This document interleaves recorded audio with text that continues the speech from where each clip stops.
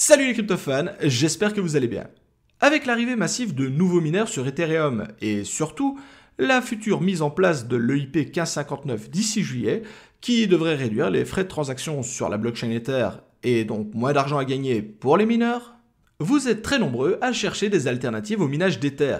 Et cela tombe bien car aujourd'hui, je vous propose un tuto de A à Z qui vous explique comment miner du Conflux alias CFX. Celui-ci offre une excellente rentabilité, notamment sur les cartes de dernière génération, aussi bien du côté de AMD que Nvidia. D'ailleurs, au moment où je tourne cette vidéo, il est même plus rentable pour vous de miner du Conflux que de l'Ether. Donc c'est parti.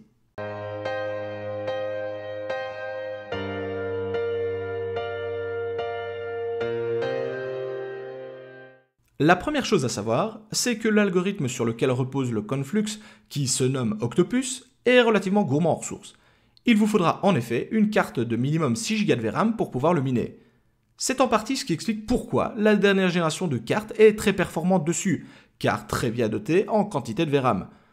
La première chose à faire de votre côté est donc de vous assurer que votre carte graphique possède au minimum 6 Go de VRAM. Si elle en possède moins, malheureusement il n'y a rien à faire et vous ne pouvez pas miner de CFX. Bon, votre carte graphique possède les prérequis ? Alors, il est temps pour vous de télécharger un wallet qui vous permettra de stocker vos CFX en toute sécurité. Le projet est encore relativement jeune et il n'existe pour le moment que le wallet officiel qui permet de stocker vos coins. Je vous rappelle que si vous voyez cette vidéo dans plusieurs mois, il y a de fortes chances que celui-ci soit pris en charge par d'autres wallets. Dans notre cas et pour le moment, il faudra se contenter du wallet officiel dont je vous mets le lien en description. Celui-ci fonctionne à la manière d'un MetaMask et s'installe directement dans votre navigateur si vous êtes sous Chrome. Dans le lien que je vous place en description, cliquez sur Install. Vous êtes alors redirigé vers le Chrome Web Store qui vous permet d'ajouter à Chrome l'application Conflux Portal.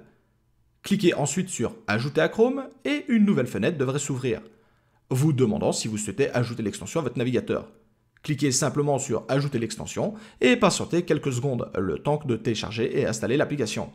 Vous êtes alors automatiquement redirigé vers une nouvelle page web qui va vous permettre de configurer votre wallet Conflux. Cliquez sur Get Started pour commencer la configuration. Dans notre cas, nous souhaitons générer un nouveau wallet. Cliquez donc sur Create a Wallet. Le SOF vous propose alors de l'autoriser ou non à récolter certaines données dans le but d'améliorer la qualité du wallet. Libre à vous de choisir oui ou non. Ensuite, il est maintenant temps de choisir un mot de passe pour votre wallet. Et comme d'habitude, je vous invite à créer un mot de passe fort et complexe avec une multitude de caractères différents. Le wallet vous propose alors de vous révéler votre seed phrase, qui est la seule méthode pour récupérer votre wallet s'il devait y avoir un problème. Cette suite de mots est donc capitale et absolument nécessaire. Assurez-vous de la recopier correctement et de la mettre en lieu sûr, car sans elle, impossible d'accéder à votre wallet par la suite. Une fois que vous avez bien recopié celle-ci, passez à la suite en cliquant sur Next, et le wallet vous demande alors de recopier votre seed phrase pour s'assurer que tout est bien en ordre. Une fois correctement inscrite, cliquez sur Confirm, et si votre seed phrase est correcte, vous devriez arriver sur une page vous indiquant que votre wallet est correctement configuré.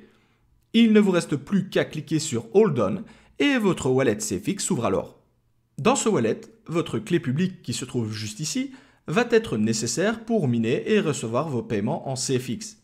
Il suffit alors de cliquer dessus pour la copier et je vous invite à mettre celle-ci de côté dans un fichier Notepad par exemple car nous allons en avoir besoin plus tard. Si jamais vous avez fermé l'accès au wallet, il suffit de cliquer dans votre gestionnaire d'extension en haut à droite de votre navigateur et de cliquer sur Conflux Portal pour avoir accès de nouveau à votre wallet.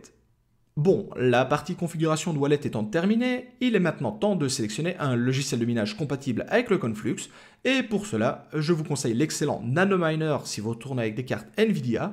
Si par contre vous avez des AMD, je vous invite à regarder du côté de NBMiner. Sur ma machine de test, je possède une Nvidia RTX 2070 Super. Je vais donc expliquer le fonctionnement avec Nanominer, mais c'est exactement le même principe avec NBMiner pour les cartes AMD. Je vous place bien entendu en description les liens officiels vers ceux-ci pour les télécharger et dans mon cas et au moment du tournage, la dernière version est la 3.3.2. Assurez-vous juste de prendre la version compatible avec votre installation. Dans mon cas, pour cet exemple, je suis sous Windows avec une RTX 2070 Super et donc je vais prendre la version indiquée par la flèche rouge. Une fois téléchargé, dézippez le dossier et vous devriez alors obtenir une foule de nouveaux fichiers. Mais avant de vous expliquer en direct comment configurer ceci, Il nous reste une dernière étape à réaliser, sélectionner notre pool de minage. Le Conflux étant relativement nouveau, il y a encore très peu de pools de minage qu'il propose, et la plupart de ces pools sont situés dans des pays asiatiques, ce qui n'est pas top pour la latence des connexions au serveur.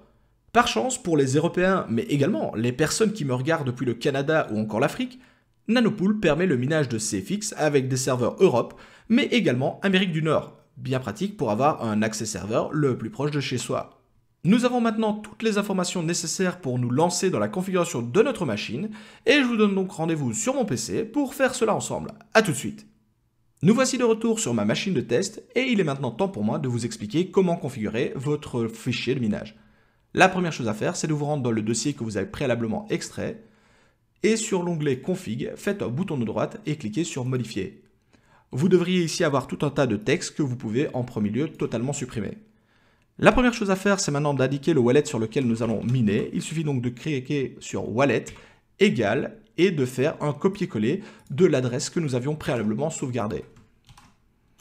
Ensuite, il va falloir indiquer quel type de coin nous allons miner. Donc coin égale CFX, qui est le code du coin flux. Le rig name qui est utile notamment si vous avez plusieurs rigs sur lesquels vous allez miner. Donc dans mon cas, je vais l'appeler TK1. Si j'avais une autre machine, je l'aurais appelé TK2 et une autre encore TK3, etc., etc. Si vous avez une seule machine, vous pouvez lui indiquer le nom que vous souhaitez.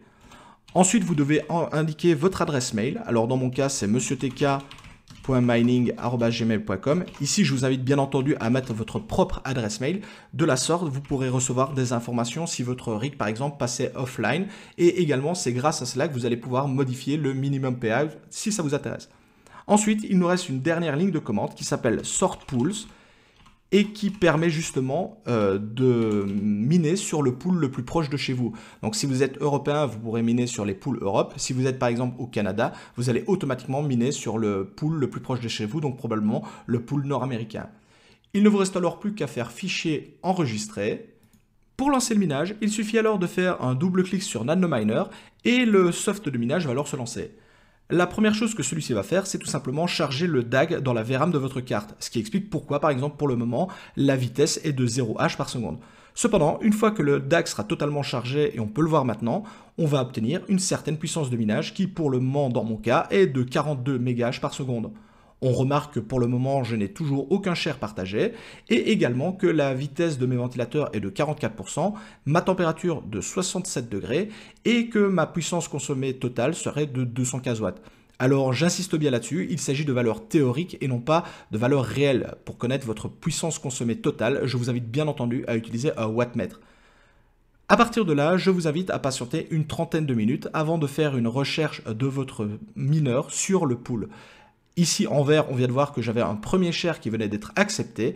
Et donc, il faut patienter une trentaine de minutes et avoir suffisamment de share pour que le pool puisse nous reconnaître et nous détecte. À partir de là, nous pourrons regarder les différentes statistiques que l'on a sur le pool de minage. Et je vous en parle juste après. On se retrouve dans 30 minutes, les amis.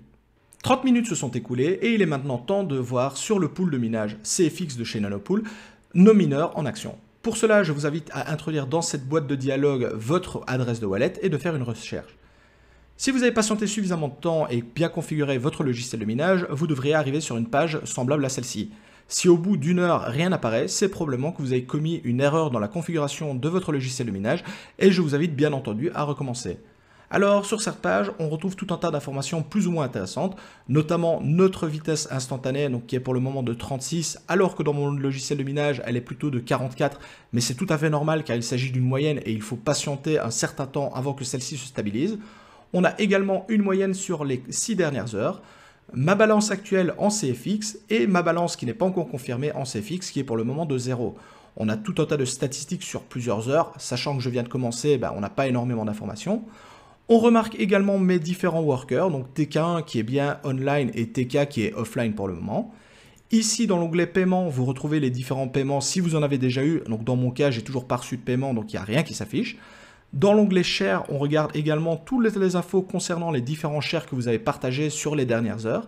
Et pour finir, l'onglet Calculator qui vous donne une interprétation théorique des gains que vous pouvez estimer sur plusieurs minutes, plusieurs heures, plusieurs jours, etc., etc. Ces informations-là vont bien entendu s'affiner au fil du temps, plus vous allez miner. Si vous ne minez que pendant 1 heure, ces informations ne seront vraiment pas précises. Si vous minez par exemple pendant 48 heures, je suis pratiquement certain que les infos que vous allez avoir représenteront à 99% la réalité. Nous voici arrivés à la fin de ce tutoriel, et si vous avez bien respecté les différentes étapes, vous devriez être en train de miner du CFX. Je vous invite bien entendu à miner durant plusieurs heures avant d'avoir des statistiques valables. En effet, en dessous de 12 heures, les valeurs indiquées étant des moyennes, cela ne sera pas hyper représentatif de votre minage. Comme d'habitude, si la vidéo vous a plu, je compte sur vos likes et vos partages pour la faire connaître au plus grand nombre. Si ce n'est pas déjà fait, n'hésitez pas non plus à vous abonner à la chaîne pour être au courant de toutes mes dernières vidéos. Je vous souhaite à tous un excellent minage, c'était MonsieurTK, ciao les cryptofans.